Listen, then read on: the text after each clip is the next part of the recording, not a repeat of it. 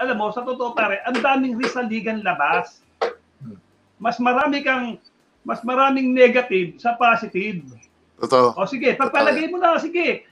Matuto ka magbula. Siguro may nakalabang ka na medyo expert or current, whatever, natuto ka. Ganun lang yan. Paano yung mga negative na nakuha dyan? Hindi pantay ang flooring. Ang dami.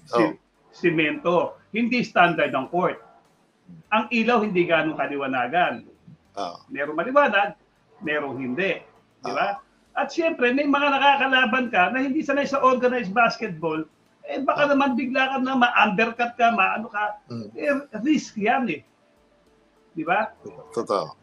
Pero, for that amount na binibigay sa'yo, mabahala na laruin ko to.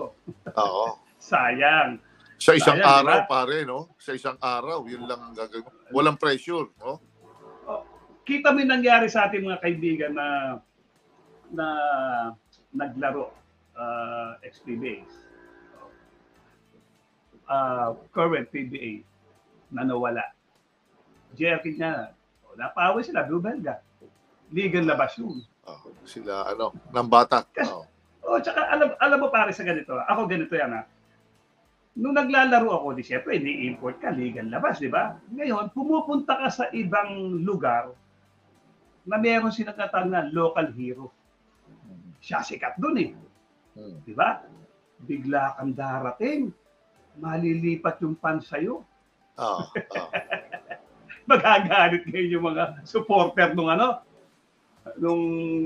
local hero, maging yung local hero. Baka magalit. Ayun na. Pagpapasok ng mga enforcer, sinasaktan ka, nakatingin sa'yo, kahit mag-time out, nakadikit na siya, pumunta ka ng toilet, dinedepesa ka eh. Di ba? Ganun yun eh. Ganun sa legal labas eh. So ang dyan is yung sinasabi ng mga na kailangan matuto, organized basketball, yung pera kaya naglalaro yan, it's the money yung binibigay. Dagdag kasi allowance yan eh. Okay? Pag may siguro naman, matututo sila pag nakalaban nila PBA Legends. Totoo, di ba? Kakunting gulang. Pero yung mga ganyan panapanalay, mga yan eh. Nakapanood nga ako na talagang, pare, nasa ako, di ba? Sa PSL, Deputy Commissioner. Okay, umiikot kami, different regions. May dami yung mga tournament, mga qualifying tournament. Kasi magkakaroon kami ng mga regional tournaments. Nakita namin yung takbuhan dito, banggaan ng bangga, tapos nagsasakitan, iba talaga yung yung hindi organized basketball. Ang makikita mo diyan sa mga panlalay na hindi organized basketball. Yung guts, makikita mo, matutuwa ka naman sa mga bata, hindi napapagod, talaga laban kung laban. Diyan kasi makikita mo, di ba, hindi na, parang 4 seconds, pagka-shoot 4 seconds, nakaka-shoot na sila sa kabila eh. Na-amaze nga ako sa mga bata eh. Okay? Pero siyempre ikaw, pag napasampay ka dyan, siyempre dahil ikaw nanggaling na sa organized basketball, minsan, nawawala ka sa timing mo. Minsan, pag hindi mo naman binigay ang laro mo, diyan ka naman may injured eh. Di ba? Yung kasabihan, pathetic siya. Ako, nangyari sa akin yun dahil akala ko, kayang-kaya ko yung labanan.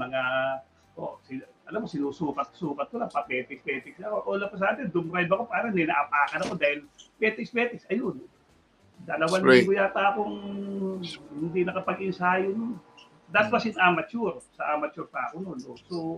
So ganun ang medyo sa tingin ko na risk sa paglalaro sa legal labas. Pero siyempre, alam mo tayo mga Pinoy, let's face it, lahat ng players, lalo na yung mga kabataan yan, di ba? Minsan gusto mo yung parang, uy, basta, Jerry, gano'n, di ba? O kaya sila, KQ.